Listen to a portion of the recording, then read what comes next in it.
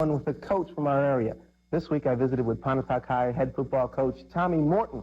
The Warriors have found a way to make it to the playoffs, then they found a way to upset two teams to get to the North 3A finals. This week they host Kosciuszko. That's right, another edition of Coach's Corner. It seems like we've had every coach on this year. Well, we found one coach that we still haven't talked to in the playoffs, Coach Tommy Morton of the Pontotoc Warriors. Coach, congratulations so far on the season this year. Thanks a lot. We're really happy to be here, and I think we've got a football team that's worked hard and deserved this opportunity that they have. Coming out of one of the toughest divisions in the Northeast, the Division II 3A, a lot of people were predicting Water Valley to come back and defend their title. Nettleton, they didn't make the playoffs. Now Pontotoc's here, and you're representing a division that might be the toughest thing. You got to be proud. I really am. Like I said, our kids have fought all year. They really fought hard. Nettleton is a good football team that had to stay home. Water Valley is a good football team that fought back and got into the playoffs. And then Amory, who we beat in our last football game, Amory is a good, sound football team. And so it's a tough division. Every year, I think it's a tough division. One of the most competitive around. We may not be the best with total athletes, or we may not be the best school, but it's just a very competitive division. Okay, so you've been here 10 years at Pontotoc. Never gotten this far before. Right, and we were talking with our kids the other day. I feel like that, that we have been, in that 10 years, we've had some football teams that just a pure talent situation. We were more talented football teams and weren't able to go as far either because of injuries or, it's been one of those years where, just there's a lot of good football teams around. I don't think any outstanding 3A football team, but there's a lot of good ones. And,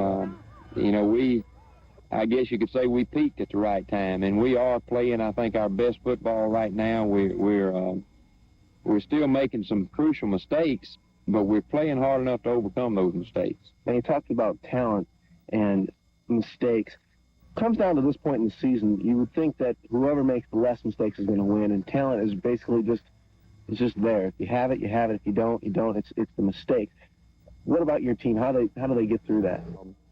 I don't see a tremendous difference in the talent level. I didn't in the 4 teams that were left in the North last week. Each one of them had some strong suits. Each one of them had some things that you could take advantage of and exploit a little bit. And I think you're right. The fewest of those major mistakes usually determines who comes out on top in these games. Let's talk about Kosciuszko. You coached there before, and a long time back, back in '79. Right. Mm-hmm. It's got to be a different school now. What do you know about the team, and how do you plan on stopping there? Well, there's not anything that would have happened in '79 that would affect the way that we are right now. Like you said, they're a different school, different talent level. Kosciuszko was one of those schools that was right on the top for a long, long time, and they went through some hard times there in the early '80s. But Coach Terrell and his staff, since they've been there, have built this thing back to where they're a steady contender again. I think they have a real sound football team. They execute what they do really well, and on both sides of the football. I think their strongest suit is probably their defense against the run. It's going to be tough to move the football on the ground, and that's what we have to do to win. And again, you have big Chris Washington, Mr. Christian Okoye, lookalike. A lot of people talk about Chris.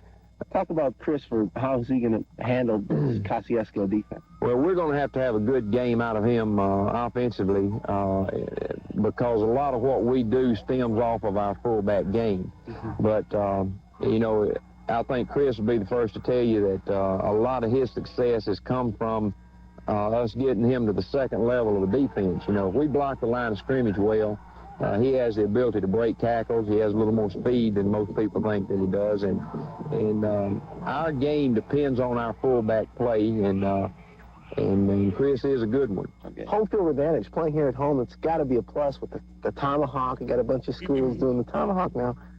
I think it really is. Our players call this the Holler, and we like to play in the Holler. That's always, in some of the years when we haven't been real successful, the points that our players use for motivation is their record in the Holler. So it is an advantage for us to play at home I look for a good crowd here, a good home crowd. Kosciuszko is very supportive, so they'll bring a big crowd up here. Our former principal here is the superintendent down there, and one of our coaches from last year's football team is an assistant principal down there, so there are a lot of ties that make this thing a little more than just a North Half Championship. You know? It'll be a good one, the North Half Championship. Coach Tommy Morton, congratulations on the season so far. Good luck, you know, if you can pull off the Cinderella story. Best of luck. I sure hope we can. I'd like to say, you know, on the TV, I appreciate you guys, the way you've covered North Mississippi sports. You've done a good job of high school coverage this year, and we appreciate you coming by. Thank you. Thank you for thanking us, Coach. It's a pleasure talking to all the coaches in this area. Well, in just a few, one last look at the boys of summer Major League clutch catches when AM Sports Watch continues.